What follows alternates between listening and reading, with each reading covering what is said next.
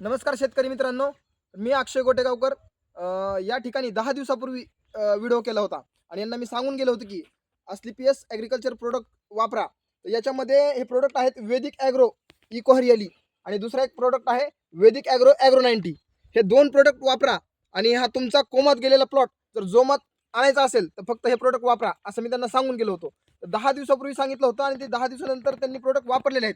आणि आज 10 दिवसाच्या नंतर आज प्लॉटची काय परिस्थिती आहे आपण स्वतः शेतकरी यांच्या तोंडून ऐकूयात. दादा, आपलं नाव सांगा.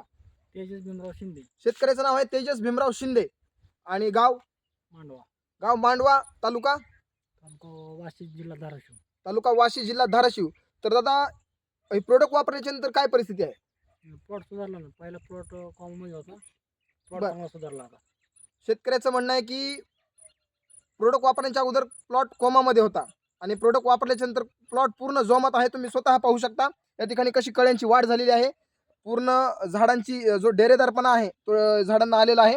तरी पाऊस अत्यंत पावसाचा मारा असताना प्रोडक्टचा अतिशय योग्य प्रोडक्ट या भेटलेले आहेत या प्लॉटला. त्यामुळे प्लॉट सुधारलेला आहे. थँक्यू, धन्यवाद.